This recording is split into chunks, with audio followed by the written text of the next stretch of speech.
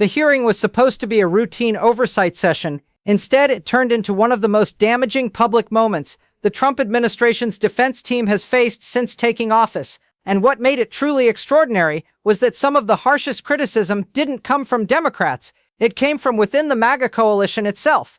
When Lindsey Graham, one of Donald Trump's most loyal Republican allies in the Senate, looks across the table at the Secretary of Defense and the chairman of the Joint Chiefs and says, "No wonder this damn thing is going nowhere," that is not a minor political moment. That is a signal that the cracks inside the Republican war consensus are becoming impossible to ignore, and the situation is escalating rapidly in ways that most mainstream coverage is completely failing to capture. Let's start with what Graham actually said, because the context is critical.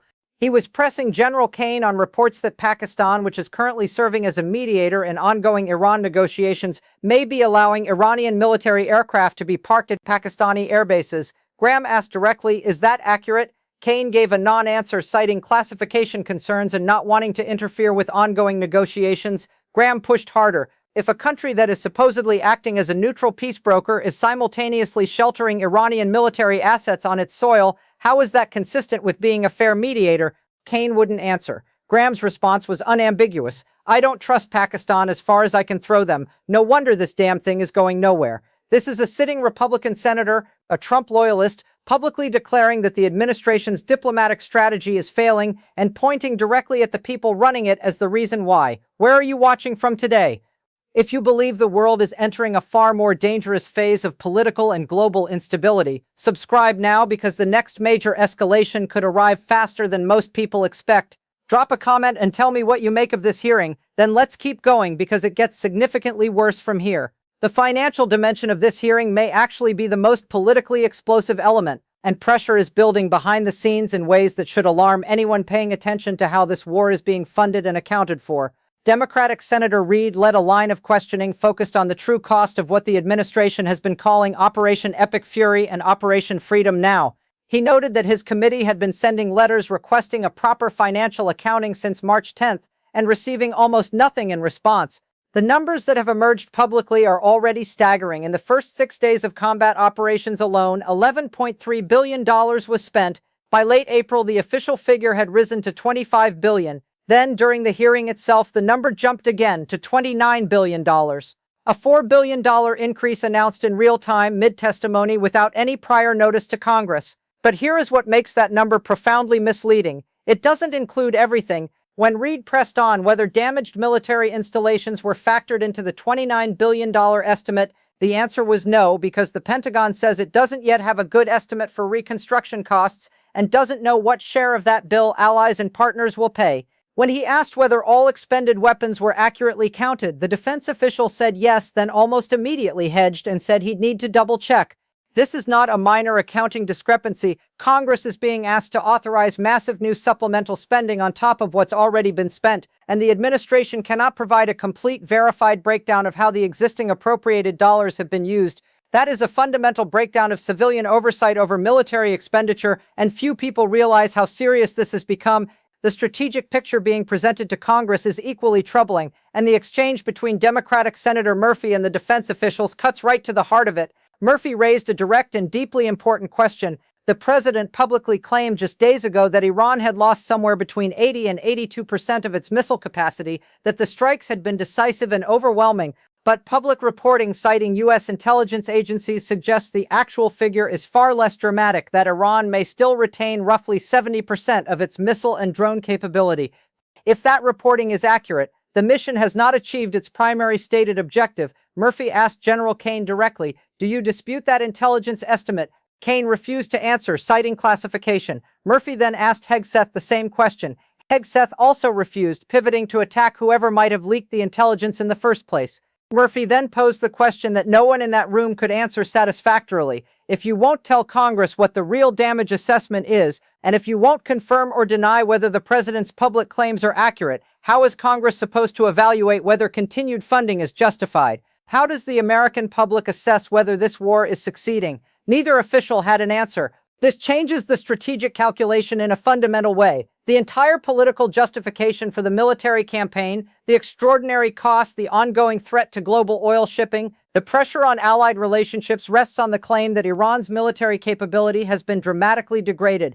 If that claim is significantly overstated, then the administration isn't just misleading the public about the financial cost of the war. It may be misleading them about whether the war is working at all. The Strait of Hormuz dimension of this hearing is perhaps the most symbolically devastating for the administration's credibility, and Senator Durbin put it in terms that are genuinely difficult to answer. The United States is now operating with a defense budget approaching $1 trillion annually. Last year it was $1 trillion, the year before around $700 billion. Despite that extraordinary investment in military capability, Iran, after being directly attacked by American forces, still has the ability to effectively close or threaten the Strait of Hormuz to commercial shipping. Analysts are increasingly concerned about what this says about the return on that investment. Durbin asked Kaine to explain to the American people how a country with a comparatively tiny budget is holding the global economy hostage in one of the world's most strategically critical waterways, even after being on the receiving end of a major U.S. military campaign. Kaine's answer that it was a complex situation involving small boats and Iran needed to think wisely about its next moves was not a strategic answer. It was a stall. Hegseth then attempted to reframe the entire situation by arguing that the U.S. has effectively been at war with Iran for 47 years and that this campaign is simply the latest chapter in that ongoing conflict.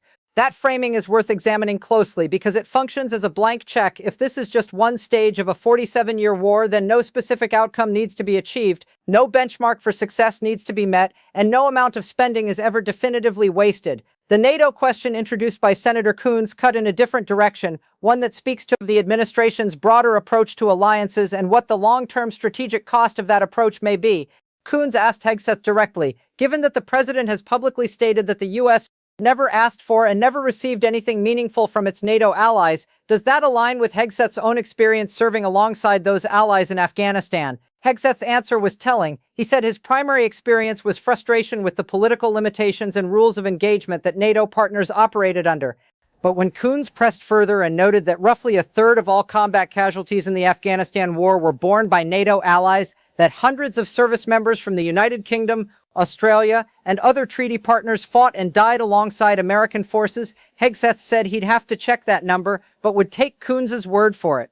The Secretary of Defense, a veteran of that war, expressed uncertainty about one of the most basic facts of American alliance history in the post-9/11 era. And then Coons delivered what may have been the most strategically coherent argument of the entire hearing at a moment when Russia, China, North Korea, and Iran are moving closer together and combining their military and economic power. The United States' best strategic response is to deepen its partnerships with treaty allies in Europe and the Pacific, not to berate and bully them for not participating in a war they were never consulted about or briefed on before it began. The AUMF exchange with Republican Senator Murkowski added yet another layer of institutional tension to an already combustible hearing. She asked plainly, given that hostilities with Iran have not formally ended, has the administration considered seeking an authorization for use of military force from Congress?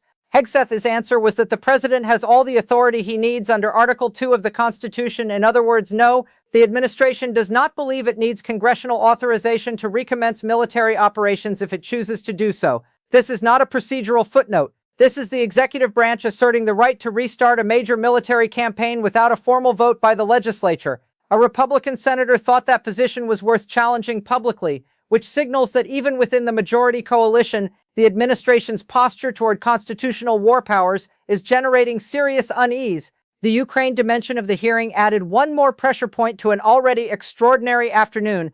Senator Coons revealed that despite Congress having allocated $400 million in funding for weapons and equipment for Ukraine, the Defense Department had not spent a single dollar of that money, and this as of the hearing date in May, months after the allocation was signed into law in January. When Coons asked when a spending plan would be submitted to Congress, Hegseth gave a non-committal answer about working with the relevant command. Coons pointed out what this delay actually communicates to Vladimir Putin at a moment when Ukraine's defense is under sustained pressure, that the United States, whatever it says publicly, is in no hurry to back up its words with action.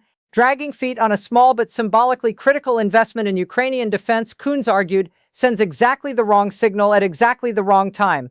Senator Murray closed out the Democratic questioning by framing the entire hearing in terms that connect directly to the everyday economic experience of American families. Gas prices are running between $4 and $7 a gallon in many parts of the country. American taxpayers are now financing a war that many of them strongly oppose, with costs that continue to rise and a financial accounting that remains incomplete and contested. And simultaneously, the administration is proposing a defense budget of $1.5 trillion to be funded at least in part through cuts to Medicaid, Medicare, and child care programs that tens of millions of families depend on. Murray asked the most fundamental political question of the day: is it the administration's position that American families should lose their health care and their child care so that the Pentagon can have $1.5 trillion? Hegseth's answer was to say that's not his department and to pivot to the president's anti-fraud messaging. That answer, in the context of this hearing, may prove to be one of the more politically costly moments of the entire session because it confirms publicly and on the record that the administration has no coherent answer to the question of who actually pays for all of this. What this hearing revealed in totality is something more serious than a bad day for two officials under questioning. It revealed a defense leadership that cannot provide a complete financial accounting of an ongoing war, cannot publicly confirm or deny whether that war is achieving its stated military objectives, cannot explain how an adversary that has been attacked at great cost can still disrupt global oil shipping, and cannot offer Congress a credible strategic path forward. It revealed a Republican coalition that is beginning to fracture under the weight of a war whose costs keep rising and whose results remain unclear,